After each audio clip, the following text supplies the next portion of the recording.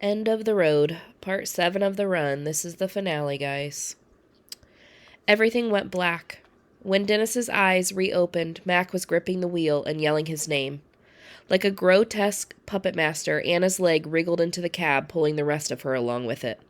With a final heave, Anna landed squarely on the seat next to Dennis, her eyes again glowing red. Head throbbing, he braced for a blow, but none came. "Anna, it's okay," said Jeremiah, his voice shaking. "We're your friends. We want to help." She didn't respond, but she didn't lash out either.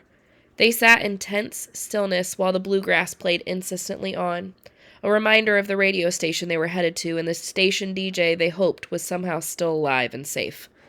Then Anna's right arm swung forward, whacking the radio console. She struck it again, but her clumsy movements only nudged the volume louder. "I guess zombies don't like bluegrass?" Mac joked weakly. Anna's left arm shot out and grabbed the right. She wrenched it away from the radio and clutched it to her chest, shaking. Jeremiah peeked out from behind his hands. "Anna, can you hear us? Are you a zombie?" he asked tentatively. Miraculously, she seemed to be regaining control. "I don't know." Her voice was low and raspy as though unused for days.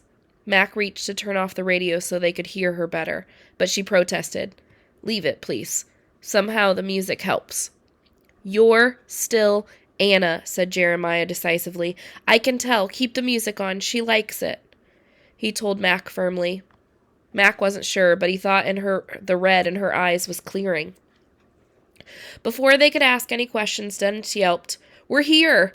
Giddy with relief, he swung the truck into the station's large parking lot. It was strewn with debris, and he had to park at the very entrance. The only recognizable object around was an old truck even more beat up than theirs. Dennis hoped desperately that it was Petey's. "What if it's a trap?" whispered Dennis. "I'm not sure we have any alternatives," Mac replied, eyeing Anna warily. "But let's stay quiet." Dennis pulled the keys from the ignition and the group clambered out. Mac saw Anna's right limbs twitching. They moved as quickly and quietly as they could, peering nervously into the dark woods surrounding the lot. Suddenly, Anna's rogue leg kicked out and sent an empty can clattering across the concrete, deafening in the silence. They froze. For a moment, nothing seemed to happen. Then Mac noticed the debris around them stirring, as if blown by a distant wind. "What the—" he started, but Dennis pointed wordlessly. Mac gasped. From every direction, figures were emerging from the woods. A sea of zombies was closing in slowly, but steadily. They had nowhere to run. Mac picked up a long slat of wood and Dennis grabbed a dented trash can lid. Neither had much faith in their makeshift weapons. Suddenly, Anna's right arm again reached for Mac's throat. Dennis dropped the lid and struggled to pull her arm away, desperate to save Mac. "Careful," squeaked Jeremiah. "Don't hurt her." "I'm trying," Dennis protested, "but she's gonna kill Mac." They remained at an impasse, Anna gripping Mac's neck and Dennis pulling at Anna's arm while Jeremiah stared at her crimson eyes. "Come back, Anna," he implored. "I know you're in there." She held his gaze but didn't ease her grasp. Just then, from the front door of the radio station burst out a heavy-set, wild-looking man lugging an enormous speaker.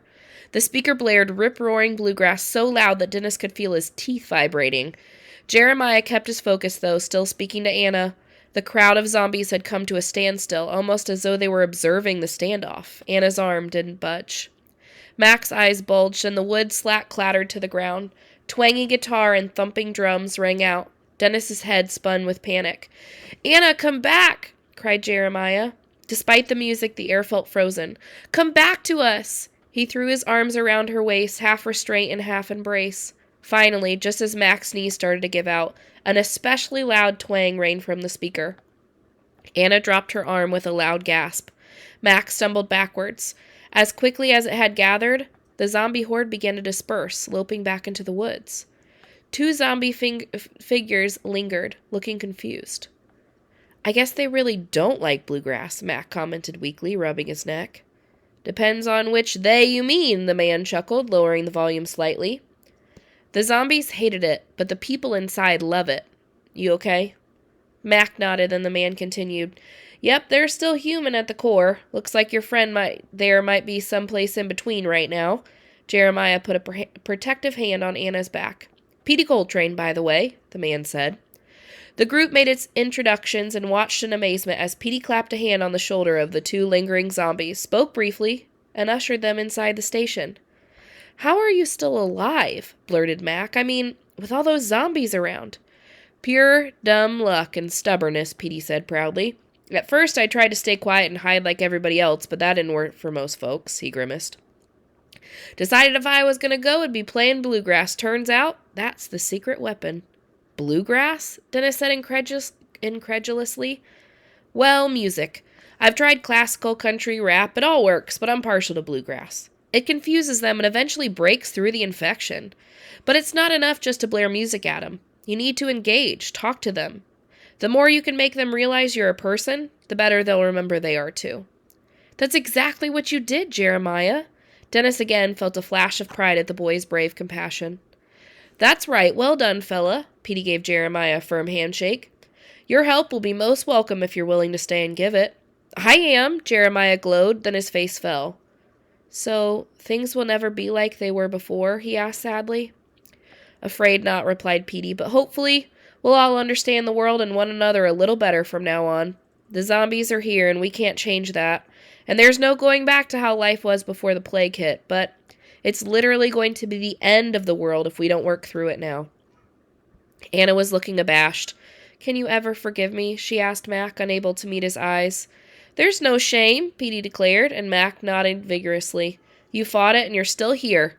There's a few zombies have recovered. They're helping me reach others. You can, too." Turning to the others, he said, "You're all welcome to stay and join in the effort. Not that you've got a ton of options."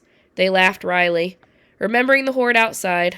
"We'd love to," said Dennis as the others added their agreement. He put his arms around Mac and Jeremiah's shoulders, and both extended theirs around Anna. Slowly, her arms, left and right, lifted to join the embrace. The end.